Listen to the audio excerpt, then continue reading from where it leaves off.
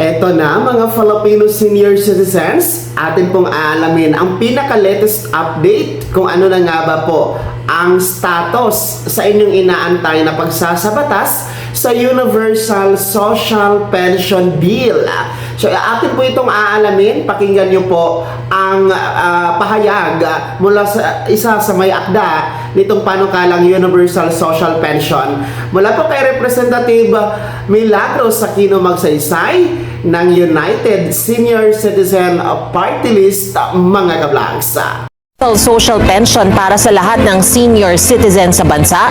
Ating alamin kasama si United Senior Citizens Party List Representative Milagros Magsaysay. Congresswoman Magsaysay, magandang tanghali po. Magandang tanghali at magandang tanghali sa lahat ng mga nakikinig ng programang ito. Ma'am, bilang chairperson ng House Committee on Senior Citizens, ano po ang kahalagahan ng pag-aproba ng komite sa panukalang Universal Social Pension para sa lahat ng senior citizens, kabilang na po yung mga SSS at GSIS pensioners? Yes, ay mahalaga ito kasi halos lahat talaga ng mga seniors na hindi tumatanggap ng social pension ay talagang araw-araw yun ang inaano nila na ipasana yung Universal Social Pension.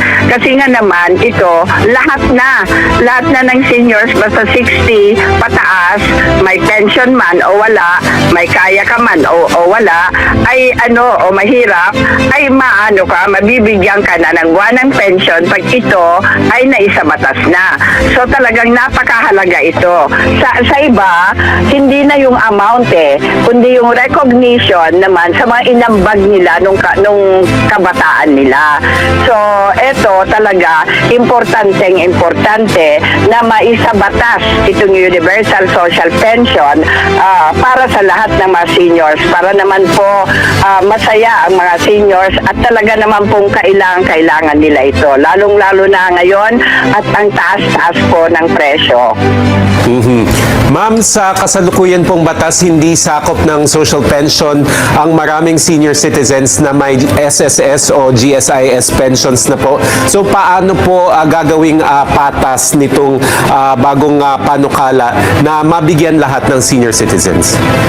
Mag-register sila, no? Mag-register sila. Kung kaya nilang mag-register sa NCSC, sa Commission on Senior Citizen, mas mabuti para sila ay maibilang, no? Ngayon, kung hindi nila kayang mag-register kasi online ang registration ng NCSC, kaya lang may regional offices na ang NCSC. Pwede lang mag-register doon. Ngayon, kung hindi naman sila makaka-register doon sa OSCA office, mag-register sila para sa ganon ay maibilang sila na senior citizen para kung maaprubahan na itong Universal Social Pension at maisabatas na ito, automatic na makakatanggap sila.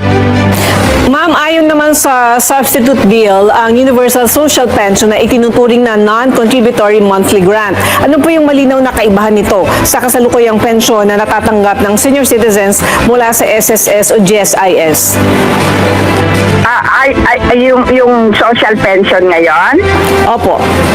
Oo, yung social pension ngayon kasi para lang sa may indigents, para sa mahirap na walang pagkuhanan, walang sumusuporta at masasaktin. Yan po ang dapat tumanggap ngayon ng social pension na 1,000. Kaya nag-verify kasi ang DSWD, nakita nila na may mga nagpe-pension, tumatanggap ng pension na may pension ng SSS, SIS, ganon, o kaya merong negosyo, may pinagkukuhanan. Talaga namang hindi dapat. Dapat yung walang-wala. Yun ang dapat na walang sumusuporta, walang mapagkuhanan.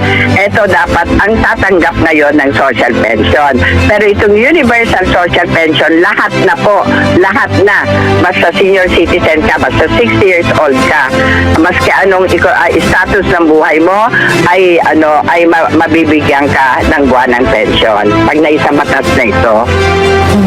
Meron pong mga mga nagsasabi na maaaring mabigat ito sa pondo ng pamahalaan. Paano po sinagot ng komite ang usapin ng sustainability at kakayahang pondohan ang Universal Social Pension? Actually, ito, na-approve na nung 19th Congress. Naihanapan na po ng pondo yung 500. Kaya inapprove na po namin sa Congress nung May 2024. 19th Congress pa po ito. Kaya lang, hindi po inaksyonan ng Senado. So, ngayon, inirefile ko uli at nagbakasakali lang ako na gawing 1,000. Yung members po ng committee na pagkaisahan po namin na gawin ng 1,000. So, ngayon, nasa Committee on Appropriation na at kinakausap pa namin yung chairman ng appropriation na kung maaari ay hanapan ng pondo yung another 500 para naman 1,000 ang magiging universal social pension para pantay-pantay na dun sa tinatanggap ng social pension. Ma'am, ano naman po yung magiging papel ng Department of Social Welfare and Development sa implementasyon ng batas, lalo na po sa pag-identify ng qualified senior citizens, payout system at monitoring po ng mga beneficiaryo? Well, ang NCST, meron ng registration at sa kasalukuyan, nasa 9 million na ang nakaregister na senior citizens sa NCST. Kaya tuloy-tuloy yung registration nila, no? At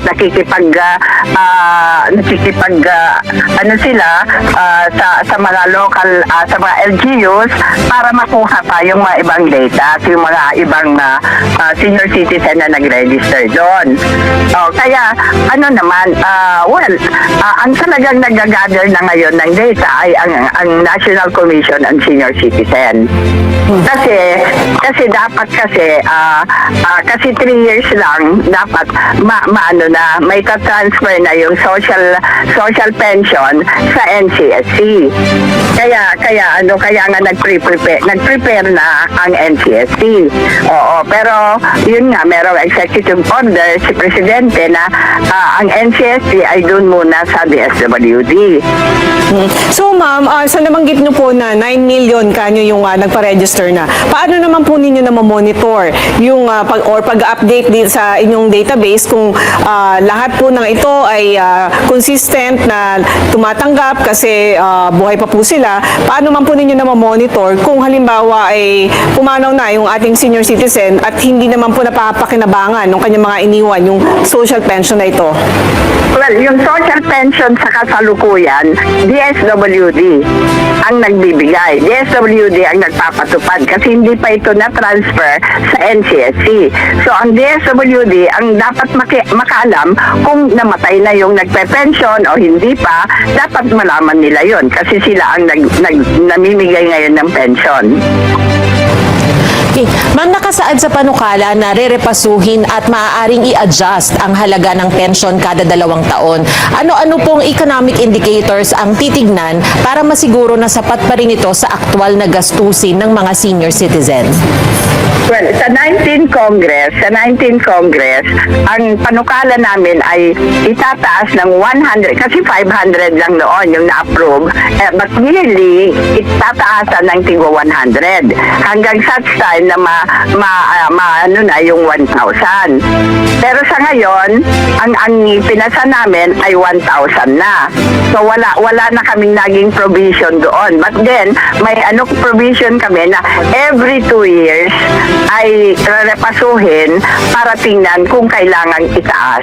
Ma'am, may provision po may provision po ba sa panukala na pwedeng i-waive po ng senior citizen yung pagtanggap po ng Universal Social social pension at bakit po, kung meron po, bakit po isinama ang option na ito sa panukalang batas?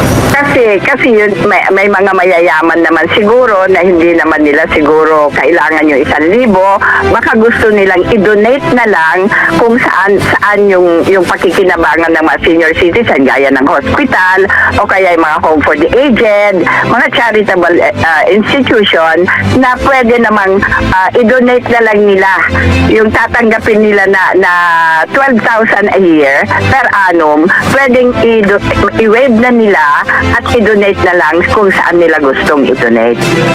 At yan nga po no, inyong napakinggan at inyo pong nalaman po ang status no dito sa ating Universal Social Pension Bill. Ngayon pong taon 2026 ay aasahan po natin ito na maipasa no yung substitute bill diyan sa Kamara no kasi nga po ang pondo ay wala namang problema, meron naman pong mahahanapan ng pondo na para dito. So ang antayin na lang natin dito ang pag-aproba diyan sa Kamara. Ito po ay substitute bill dahil nga po yung original na bill nasa Senado na, kaso lang that is 500 pesos pa yun mga ka-vlogs monthly. No, kaya nga po substitute bill ito kasi ginawa na po itong 1,000 piso dahil nga po sa nagtataasan na po ang inflation natin ngayon, yung mga bilihin nagtataasan ay hindi na po kasya yung 500 pesos monthly pension na nasa Senado po, no, yung naunang bill mga ka-vlogs. So yan po ang ating aantayin ngayong pagbabalik sesyon ng Senado, no? I think mga second week nitong Enero ay magbabalik na po ang sesyon ng Senado at Kamara. So, kahit pa paano, magandang balita ito pagpasok ngayong 2026 dahil posible po malaking tsansa na maisabatas ang Universal Social Pension Bill na 1,000 piso buwanang pensyon sa lahat ng mga senior citizens, mayaman o mahirap, lahat po, wala na pong pipiliin na. At yan po ang latest update ngayong 2026 sa Universal Social Pension Bill. Kung bago ka pa lang sa akin channel o di kaya di ka pa nakasubscribe, i-click nyo muna ang subscribe button na nasa baba. Huwag kalimutan na pindutin ang notification bell, ilagay sa all para una ka sa mga balitang i-upload ko. Maraming salamat po. Magandang araw. God bless. Mag-ingat po mga ka-vlogs.